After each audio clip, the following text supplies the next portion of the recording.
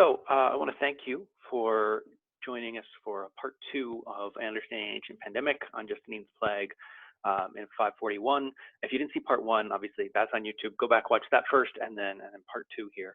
Now, we posted that about a week ago. And in that time, we've gotten a number of really great questions. Now, so many that I can't actually address all of them directly. Many of them anticipate where we're going with kind of the second part about the experience and dealing with the plague and after effects. And so I'm going to kind of leave those be and hope that I address them naturally. If not, please get in touch and I will deal with them. But there are a few that kind of deal with things in part one to clarify that I would like to address, or things that we won't get to today. So first off, two people kind of asked about court and people leaving. So James asked, did Justinian and his court escape the plague? If so, any theories how? And Sarah asked, I heard the wealthy aristocrats fled to the rural countryside, much as they're doing today. Did it work? And the answer to the second part is yes. Many of the wealthy flee as soon as the disease becomes obvious, as soon as it becomes clear there's a plague. The rich leave town, head to their self-isolated villas in the countryside, try to ride it out. How well that works, we don't know, because we don't have great census data, population data. We can't track those things. But the practice of the rich leaving town at times of plague was a well-established through centuries practice that happens every summer. That's why even today, Pope doesn't spend the summer in Rome. He spends it at his villa to the south. And most people will summer somewhere cool or somewhere in the countryside. The exception to that is Justinian in the first question here. The emperor stays, and that's because he views it as his responsibility to run the city, and leaving it would be tantamount to treason. Also, in fact, he gets the disease and is named after him. He does recover, obviously. He lives and reigns for another almost 20 years. But Procopius, the court historian, actually suggests that Justinian sells his soul to the devil in exchange for getting recovery from this particular disease. So it does him no benefit, but he does stay. Some more questions. Philip asked, how did daily life change in Constantinople during the plague? And Saul asked, did the Jews get blamed for this one too? Were there pogroms during or afterwards? And both of these are things we're going to kind of touch on today, but not these specific aspects. So I wanted to touch on them. First, how did daily life change in Constantinople during the plague? It stopped, right? There's no mandatory social distancing in Constantinople like there might be today. But there doesn't need to be. People are simply terrified of the reality. And that's partly because of what we talked about last time, of the experience of this in a city that's very open. The sight, the smell, the sound terrifies people, and they stay in, to the point that Justinian actually tries to order them to go back to work, and it fails. To get some people out to do essential business, he has to pay 3, 4, 5 times normal daily wages. It's talked about that they can't get clothes cleaned, and so if you went to the imperial court, everyone just looked like a peasant because they were wearing the same basic robes. They couldn't get nice clothes made anymore, and so business essentially shuts down. As for the blame, this may surprise many of you who know your Jewish history. No, there's no significant attacks on Jews associated with this plague. There's no pogroms associated directly with this. Or immediately afterwards. The first anti-Jewish legislation, major anti-Jewish legislation, I should say, in Byzantium is not till 630, so 90 years later. It's not associated with this. And maybe this is partly because Jews probably experience it in the same way. They're not in ghettos yet, that they will be until the 10th, 11th, or they will be starting in the 10th, 11th century. And so they probably experience the plague just as much, and so they're not blamed at a higher rate. Some more questions. Barbara asked, do you have any additional information on how the kingdom of Axum was affected? And then George asked, were other parts of the Roman Empire as devastated as Constantinople was? Unfortunately, we lack good specific records about multiple places. That's why I'm focusing on Constantinople, because it's the best documented.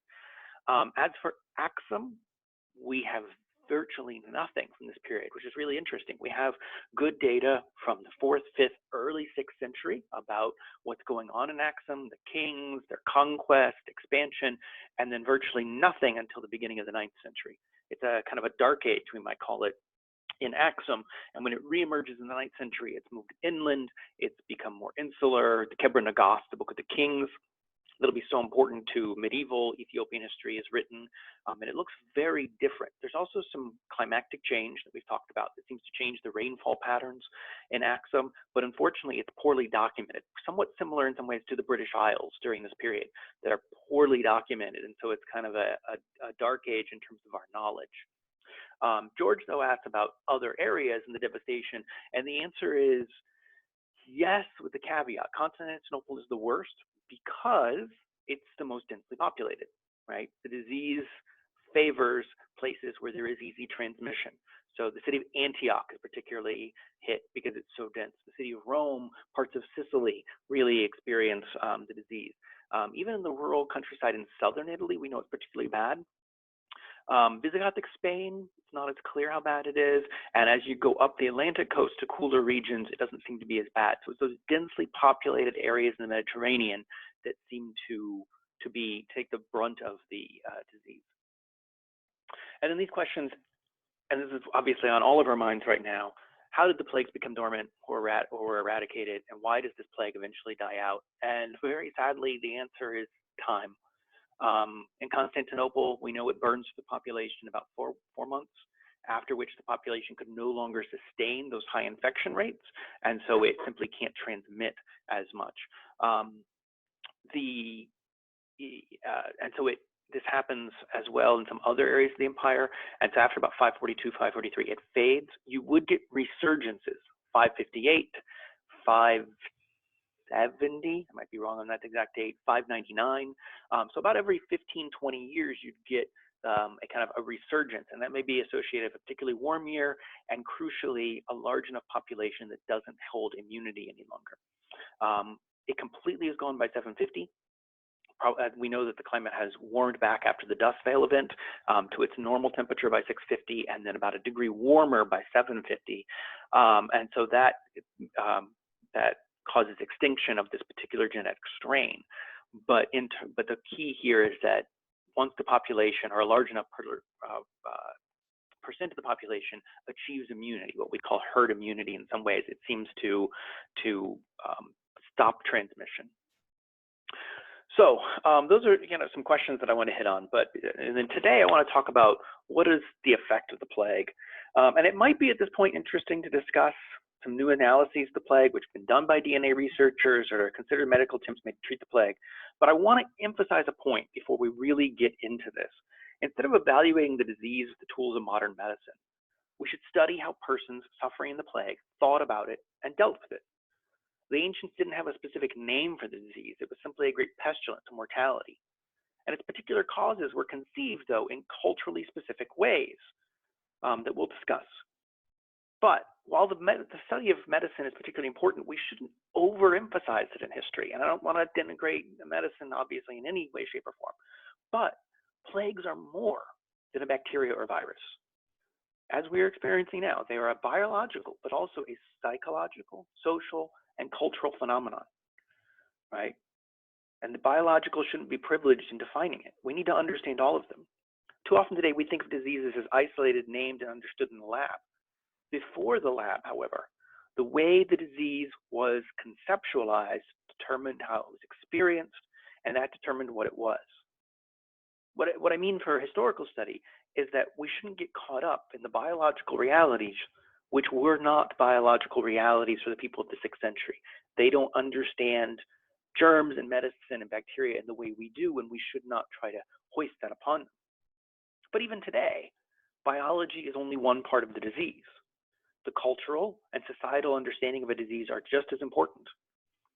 For instance, the AIDS epidemic of the 1980s was certainly not simple biology. Yes, there was a biological factor to understanding the disease, but that disease was associated with a particular group of people at a particular life experience that reflected cultural attitudes of the 1980s. It was experienced as a cultural phenomenon, even by people who did not have the disease. Today, COVID-19 is not simply a biological reality. So instead of simply asking about bacteria, how did people live through and how do they understand the plague? How did they explain it? And so first off, perhaps the first way that they understand it is through their understanding of science, which is as a miasma, or bad air. And they knew the air was bad if it smelled bad, pretty simply.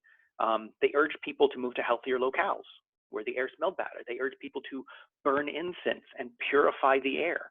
And this sounds kind of suspiciously close to germ theory, but it's not, right? This is a disease that does not spread through the air. It spreads by rat bites. And really, it allows these kind of prejudices about who is healthy and who is unhealthy to be continued, right? Even today, we know who lives in areas that maybe do not have the best smell because they're near industrial areas. Right? That tends to be lower class individuals. Upper class individuals live in lovely smelling landscaped areas, or they escape to the countryside. So who's to blame for getting sick? Yeah, we find that so often science can reproduce these these prejudices, these biases. The underlying idea here of the miasma stems from the theory of the humors, right? They've been popularized by the Dr. Galen. That if you are interested in, there's a number of excellent books out there on the history of the humors. And the belief here was that the disease was caused by a corruption of one of the four humors, which resulted in imbalance in the body. And this idea is still with us. There are several so-called cures for the plague that rely on essential oils or hot drinks or rubbing of oil. All of that comes from the theory of the humors. It's why your extended family member sells essential oils on Facebook associated with the theory of the humors. But this is really applicable more to people who can afford a doctor. To other people, the explanation is supernatural, right? And maybe this is understandable since the plague did not fit into any natural world they were familiar with. Plague, by its definition, takes us beyond the normal experience, right? Disease is normal, it's every day. Plague is once in a century. And so it was an event that demanded an explanation beyond normal life. And so many turn to supernatural answers to understand it.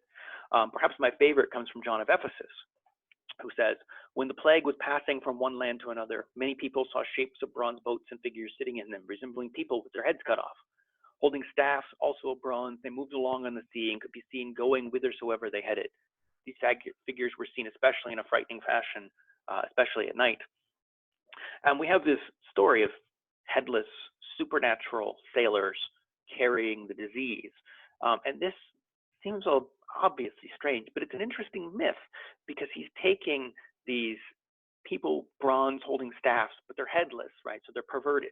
And we can think about the depiction of medicines on the side of an ambulance, of that staff coiled with a snake that represents healing, that comes partly from the story in Exodus in the Hebrew Bible, but here it's perverted with its head cut off and made of bronze.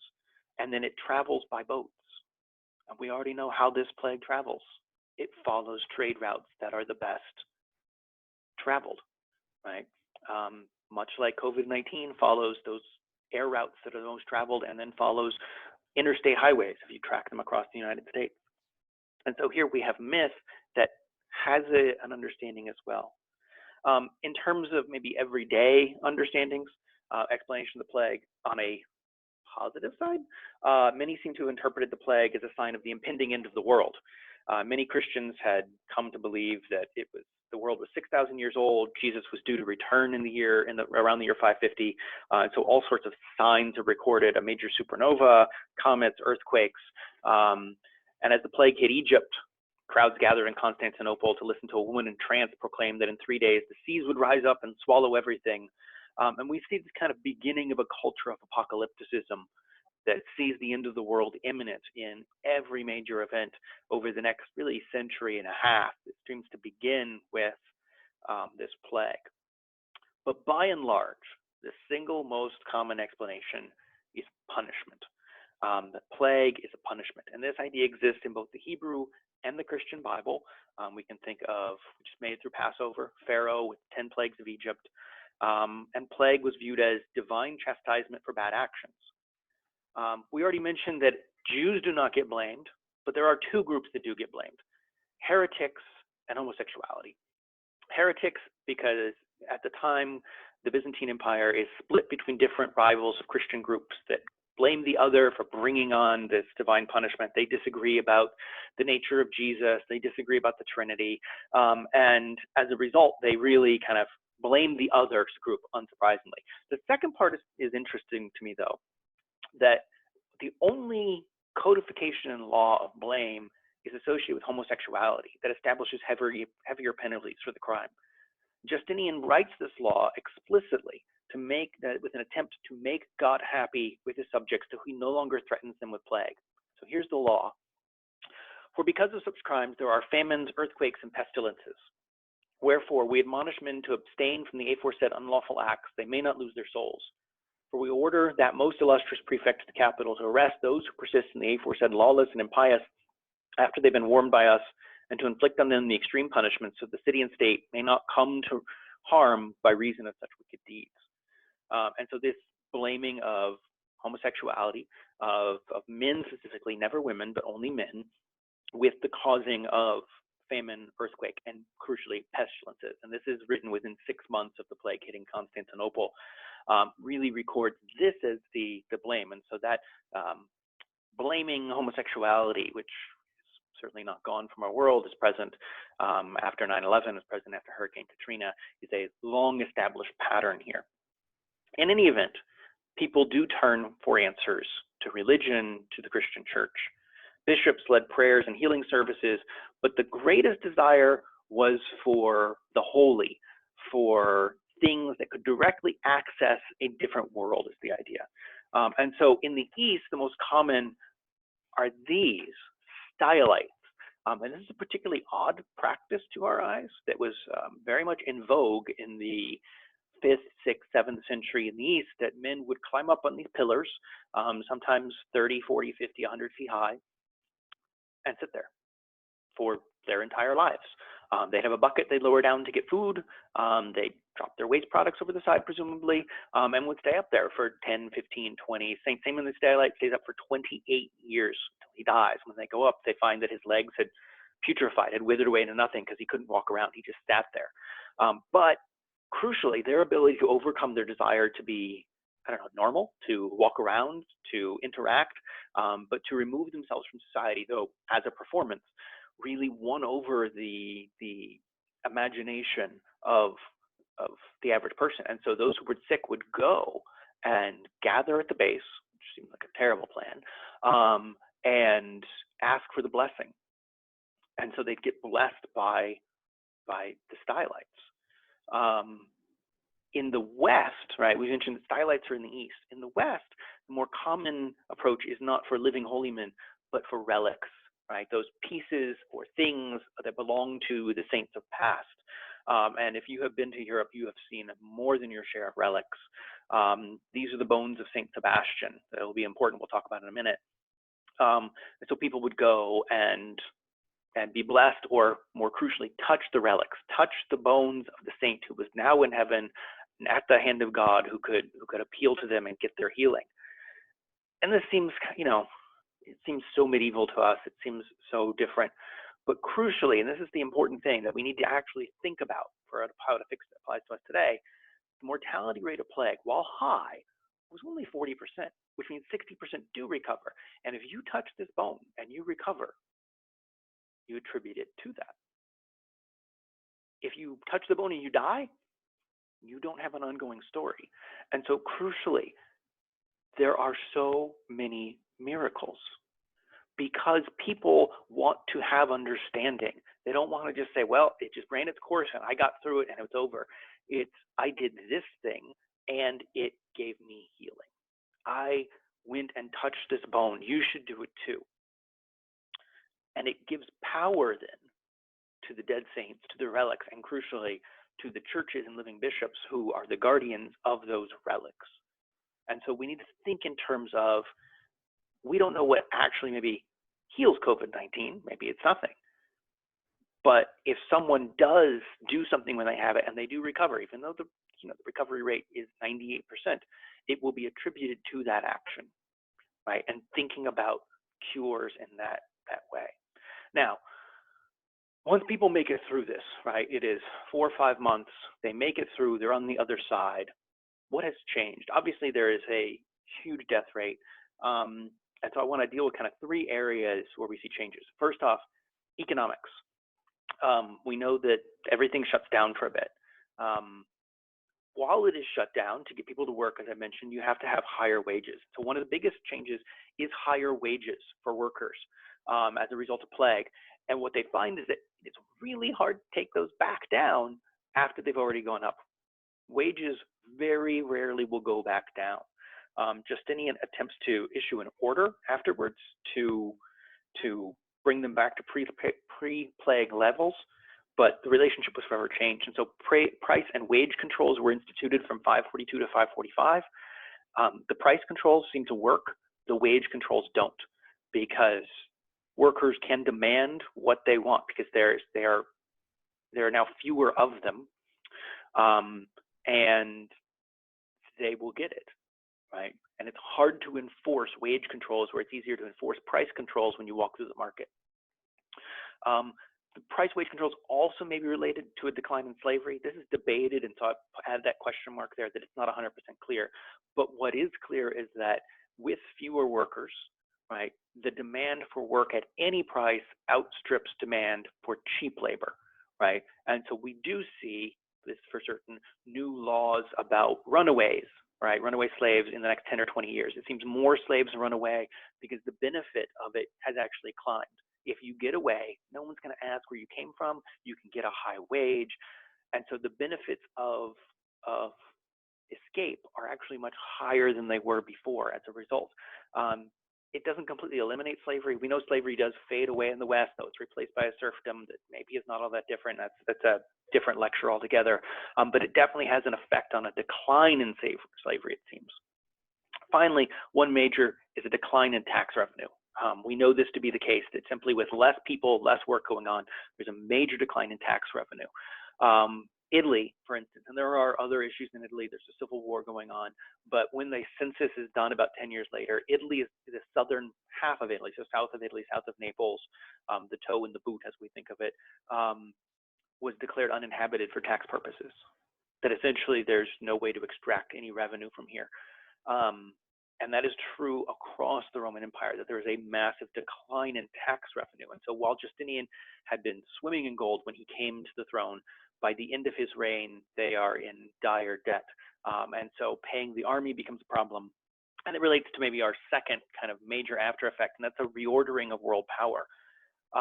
The armies on the frontier with Persia will continue to be there, but they are not as well maintained, and they also see manpower and shortages as a result of decline in population, but also decline in wages, a decline in tax revenue. Where maybe the most important aspect of this is the area that gets ignored, and that's, if we think about how this moves, we know it moves up the Red Sea, right? It comes up through Egypt, it goes back through Mesopotamia, so the Persian Empire, the Byzantine Empire both get affected. Where it gets ignored is where it's exceptionally warm, where there's land-based travel, not sea-based, and that's Arabia. Right? This largely bypasses the Arabian Peninsula. We have no record of it affecting the Arabian Peninsula, and that is a place that is obviously going to be important in the next century. And maybe we can even emphasize for a moment here the person of Muhammad. Muhammad lives in Mecca, right, associated here with the Quraysh tribe, and he is a caravan driver. That is, he drives caravans of camels across the desert, a very safe mode of travel from plague, right? Rats will not move across the desert nearly as easily as they do by ship over the sea. And so that's a particularly interesting point, that it seems that area that gets ignored by this plague can have a resurgence in the future. And those areas that are hit are weakened. One final kind of aspect of outcome is maybe unsurprising to us based on what I've talked about, and that's religion, that there is an increasing focus on relics. Religiously, this plague reinforced ideas already present about judgment and divine interaction in life. Bishops who would control the relics attributed with miraculous recoveries gained greater and greater power. But perhaps there's no plague lecture that's complete without discussing St. Sebastian, whom you see here. Now, the story of St. Sebastian is that he was a Roman soldier at the end of the 3rd century, so when Christianity was still illegal, who was found out and was ordered to be put to death by the Emperor Diocletian. And what you see here, and this is the traditional depiction of Sebastian, is shot with arrows, is being executed for being a Christian. What's missed a lot of times is that somehow the arrows don't all kill him, right? He collapses, he's left for dead. A woman finds him, takes the arrows out, takes him home, treats him. He recovers, though with scars from all of the piercings of the arrows. One day he's recovered, he goes to the window of where he's recovering, he looks out and he sees the Emperor Diocletian, and he taunts him, look, you can't really ever truly kill a Christian, we will come back and haunt you. Diocletian orders his men to climb up and kill him, this time with swords, and they accomplish that, and they throw his body into a sewer. But the story of St. Sebastian goes that while Rome in 543 was affected by plague, he came to one of the leading men of town in a dream and told him where his bones were in a sewer and to go get the bones and translate them to a church.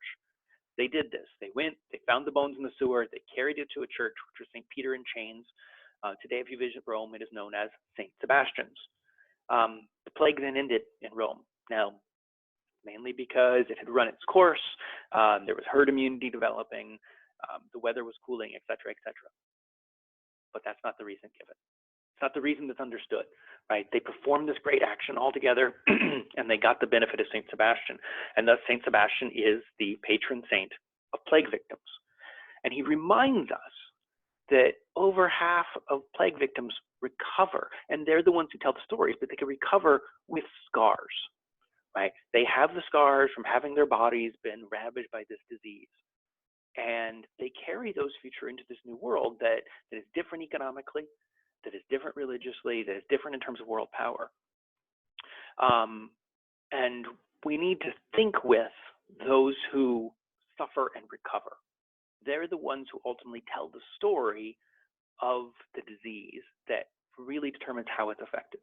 So to bring this all together in terms of conclusion, right, to reference back to our first part, the plague of 541 originated due to sudden climactic change enabled by untested global trade routes, right?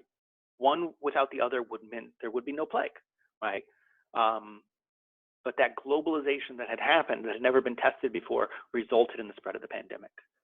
Second, the experience of the plague by survivors shaped their understanding, right? The way that they see, hear, smell, feel, the work, the religious experience, all shapes how they understand how the plague works and where it fits. And it leads to the third point that I think I'd like you to take away, that the so-called cures reinforced already existent biases about the way the world worked, whether it was miasma, that was, people who live in bad smelling areas, whether it was relics or holy men. This understanding was based on already existent biases that were then perpetuated or expanded. It doesn't necessarily create the new. It really expands what's already there and makes it even stronger. Same with the trade routes, right? They're not created new. They expand what's there.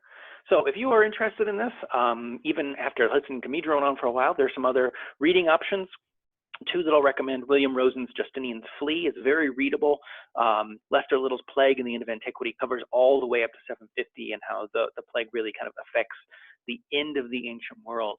I would recommend both of those that are available on Amazon. Rosen is actually, I think, reprinted and very cheap, less than $10 on Amazon if you're interested. If you'd like to contact me directly, by all means, my email is here, or you can find me on the UNC Charlotte History Department website. So thank you very much, and that's it.